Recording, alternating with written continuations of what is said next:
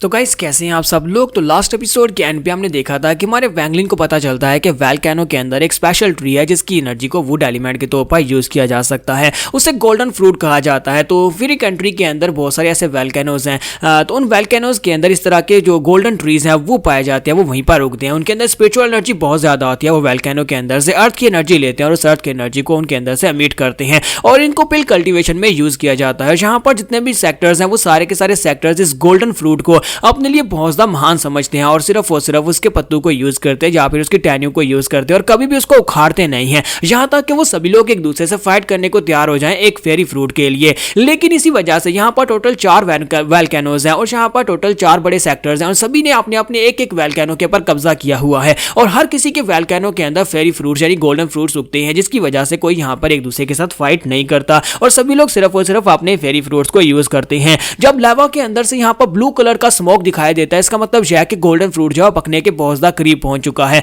Blue colour की gas तभी निकलती है जब वहां पर वो ट्री जो है ब्लूम कर चुका है, क्योंकि ये ट्री जो है ये इतनी आसानी के साथ ब्लूम नहीं करते और जहां पर इसको ब्लूम करने में पूरे 3 दिन लगते हैं। 3 दिन के बाद जो ब्लू स्मोक होता है उससे पता चल जाता है कि जहां पर अब फ्रूट जो है वो रेडी हो चुका है और जहां पर हर सेक्टर अपने डिसाइपल्स को भेजता है ताकि वो जाकर गोल्डन फ्रूट्स को वहां पर से राइप काट करके ले आए। और इसी के साथ ही जहां पर दिखाते हैं कॉप सेक्टर के 3 डिसाइपल्स को दिखाते हैं कि वो अपने वाले वोल्केनो के ऊपर आते हैं और कहते हैं लगता है कि वक्त हो चुका है, ब्लू कलर का स्मोक निकल रहा है, लगता है कि बहुत ही जल्दी हमें अंदर जाना पड़ेगा और वहां पर से जाकर गोल्डन फ्रूट्स को लेकर आना पड़ेगा। लेकिन जैसे ही वो अपने वोल्केनो के ऊपर चढ़ते हैं तो ब्लू स्मोक जो होता है वो थिन होना शुरू हो जाता है। तो वो लोग कहते हैं कि अब अचानक से यहाँ पर ये ब्लू स्मोक कम क्यों होता जा रहा है, हालांकि इसे ज्यादा होना चाहिए था। जितना ज्यादा ब्लू स्मोक होगा इसका मतलब यह है कि फ्रूट जो है उतनी तेजी के साथ राइप कर रहा है, लेकिन अचानक से ये कम क्यों होता जा रहा है। और बाकी के जो वोल्केनोज है उनके अंदर से तो ब्लू स्मोक निकल रहा है, लेकिन हमारे वाले के अंदर से ब्लू स्मोक नहीं निकल रहा। में से एक कहता है क्यों ना हम लोग वहां पर नीचे जाएं और जाकर देख कर आए, जबकि दूसरा उसे कहता है कि जरा रुको, मुझे बाकी सभी लोगों की तरफ भी देखने दो, क्योंकि ये ब्लू स्मोक जो होता है ये बहुत ज्यादा पॉइजनस होता है और इस ब्लू स्मोक के अंदर हम लोग वहां पर नहीं जा सकते। ब्लू स्मोक जब खत्म होगा तभी हम लोग वहां पर जाएंगे और जाकर फ्रूट को तोड़ कर लाएंगे।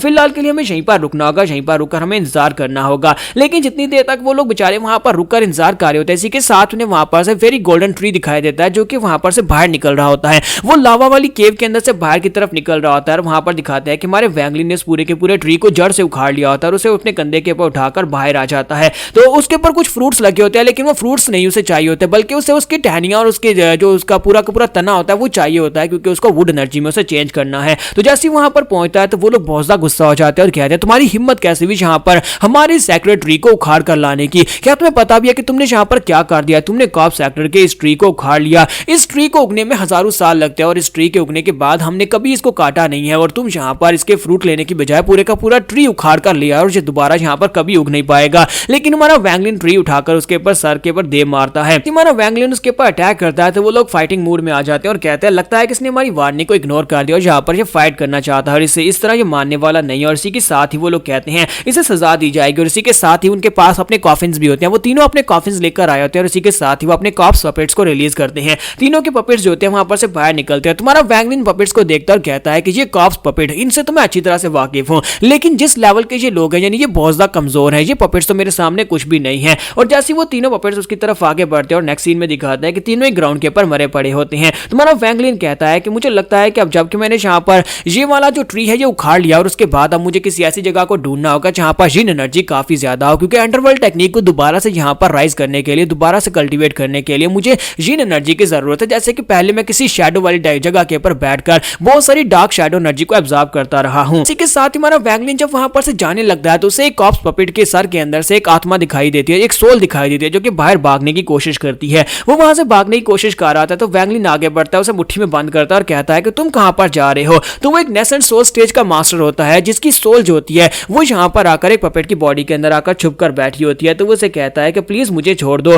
प्लीज मुझे छोड़ दो, मैं तो यहाँ पर अपने लिए बस एक बॉडी ढूंढने के लिए आया था और इस पपेट की बॉडी के अंदर छुपकर अपने आप को जिंदा रख रहा था। मैं एक लेवल 4 के कंट्री से यहाँ पर आया था। तो वो सोल जो होती है वो उसे कहती है कि मेरे दोस्त प्लीज यहाँ पर मुझे मारने से पहले मेरी बात तो सुन लो, मेरी अच्छे से बात सुन लो, उसके बाद तुम मुझे मार सकते हो। और इसी के साथ उसे वहां पर अपनी कहानी सुनाना स्टार्ट करता है। वो उसे कहता है कि मेरे मरने से पहले, मेरा नाम जूली गू है, मेरे मरने से पहले मैं यहाँ पर बहुत ही बुरी तरह जख्मी था जिसकी वजह से मुझे लगा कि मैं मर जाऊंगा। तो मैंने अपनी सोल को प्रिजर्व करने के लिए अपने लिए एक पपेट ढूंढना स्टार्ट किया। तो मैं यहाँ पर कॉप सेक्टर में आया। कॉप सेक्टर के लोगों के बारे में शायद तुम्हें पता हो कि कॉप सेक्टर जो है ये यहाँ पर बैटलफील्ड के ऊपर मरने वाले जितने भी नेशनल सोल स्टेज के मास्टर या फिर लो लेवल के लोग होते हैं वो सारे के सारे कॉप सेक्टर की पपेट्स के अंदर आकर कर अपने लिए बॉडी चूज करते हैं। कॉप सेक्टर के लोग यहाँ पर बॉडीज का धंधा करते हैं, जैसे कि यहाँ पर स्पेयर पार्ट्स बेचे जाते हैं बॉडीज के, जैसे गुर्दे और किडनीज वगैरह, बिल्कुल वैसे ही यहाँ पर जो लोग बॉडीज का धंधा करते हैं। रैंक 5 के कंट्री में जो लोग मर जाते हैं उनके लिए तो यहाँ पर एक नई बॉडी मिल जाती है। अगर तुम यहाँ पर अच्छे पैसे दोगे तो कॉप सेक्टर के लोग तुम्हें यहाँ पर एक महान मास्टर, हालांकि नेसेंट सोल स्टेज के मास्टर की डेड बॉडी भी तुम्हें दे सकते हैं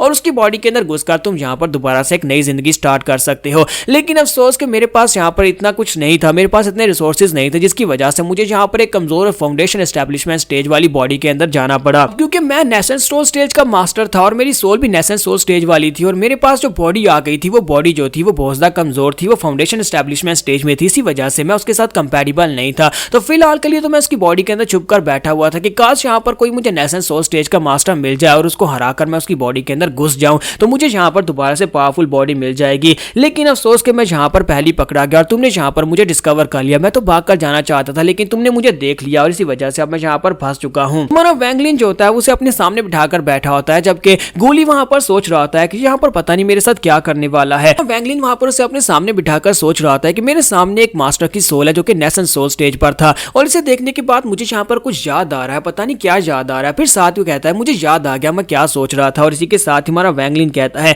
अब जबकि मैं यहाँ पर स्पेस रिफ्ट के अंदर रहकर आ चुका हूँ और वहां पर कॉन्शियस सोल जो थी वो बहुत ज्यादा पावरफुल थी, तो अगर मैं यहाँ पर इसको कॉन्शियस सोल में चेंज कर देता हूँ तो मेरे पास यहाँ पर एक बहुत ही पावरफुल वेपन आ जाएगा, क्योंकि मैं वहां पर से कॉन्शियस सोल को यहाँ पर लेकर नहीं आ सकता था। लेकिन अगर मैं यहाँ पर इसको कॉन्शियस सोल में चेंज करता हूँ और इसी के साथ हमारा वैंगलिन से अपने हाथ में पकड़ता है और उसकी एनर्जी को मोल्ड करता है और उसे कॉन्शियस सोल में चेंज कर देता है। जब उसे कॉन्शियस सोल में चेंज करता है यानी कि उसके साथ लिंक्ड हो जाता है और वो यहाँ पर उसकी गुलाम बन चुकी है और उसके पास अपना माइंड नहीं है, जो हमारा वैंगलिन उसे कहेगा वो उसे करना पड़ेगा। तो वैंगलिन कहता है कि अब जबकि मैंने यहाँ पर तुम्हें कॉन्शियस सोल बना दिया तो इसका मतलब यह है कि तुम इस दुनिया में सबसे बड़े इवल बॉस बनने वाले हो, इवल सोल बन जाओगे जो कि किसी को भी मेरे इशारे के पर डिवावर कर सकता है। तो वहीं पर केव के अंदर एक सेपरेट केव बनाता है और जहां पर उसने 3 डॉगीज को पकड़ कर रखा होता है और वहां पर वो कॉन्शियस सोल को डाल देता है और बाहर से देख रहा होता है कि क्या इसने यहाँ पर उनकी सोल्स को एब्जॉर्ब कर लिया, क्योंकि उसने इसलिए वहां पर छोड़ा था ताकि वो बीस्ट की सोल्स को एब्जॉर्ब कर जाए। कॉन्शियस सोल्स का काम ही ये होता है कि उनके सामने जो भी लिविंग थिंग आती है वो उसकी एनर्जी को एब्जॉर्ब कर जाते हैं, उसकी सोल को डिवावर कर जाते हैं। और वैंगलिन सोच रहा होता है कि मुझे लगता है कि ये जूली इतना बड़ा भोंदू है कि इसे ये भी नहीं पता कि यहाँ पर कॉन्शियस सोल बनने के बाद करना क्या है। मुझे लगता है कि मुझे खुद ही वहां पर जाना पड़ेगा। तुम्हारा वैंगलिन काफी ज्यादा गुस्सा होता है, साथ ही अपनी बॉडी के अंदर से अपनी सोल को बाहर निकालता है और अपनी सोल को बाहर निकालने के बाद अंदर जाता है। काफी ज्यादा गुस्से में जाकर उसके मुंह पर थप्पड़ मारना स्टार्ट करता है और उसे कहता है बेवकूफ जूली कहीं के, तुम्हें मैं क्या बता रहा हूँ, मैं तुम्हें कह रहा हूँ कि जाओ जाकर उस डॉगी की सोल को ऑब्जर्व करो। इसी के साथ ही वो उसे एक डॉगी की बॉडी के अंदर जबरदस्ती धंसा देता है। जब वो उसकी बॉडी के अंदर से जबरदस्ती डाल देता है तो उसकी बॉडी के अंदर जाने के बाद वो उसकी सोल को ऑब्जर्व करता है। उसकी सोल को कंप्लीटली ऑब्जर्व करने के बाद उसे यहाँ पर इसकी आदत पड़ जाती है। एक इस सोल को लेने के बाद अब वो यहाँ पर काफी ज्यादा एक्साइटेड होता है और बाकी के सोल्स की तरफ देखता है और एक एक करके सभी की बॉडी के अंदर जाना स्टार्ट कर देता है। तुम्हारा वैंगलिन कहता है कि लो मेरा काम हो गया, मुझे बस यही चाहिए था। अब जबकि इसने यहाँ पर सभी की सोल्स को ऑब्जर्व करना शुरू कर दिया तो बहुत ही जल्दी ये यहाँ पर एक ईवल सोल बन जाएगा और उसके बाद मैं इसे अपने इशारों पर नचाऊंगा। और वो खुद बाहर आकर बैठ जाता है जहाँ पर उसने अपने सामने गोल्डन फेरी ट्री रखा होता है ताकि उसके अंदर से वुड एनर्जी को ऑब्जर्व करके अपने क्रिस्टल को दे सके। यहाँ पर हम लोग अपनी एपिसोड 57 का एंड करेंगे और नेक्स्ट एपिसोड में देखेंगे क्या हमारा वैंगलिन दोनों ही कामों में कामयाब हो पाएगा, क्या उसे इवल सोल मिल जाएगी और क्या वो अपने बीड को इवॉल्व कर पाएगा या नहीं।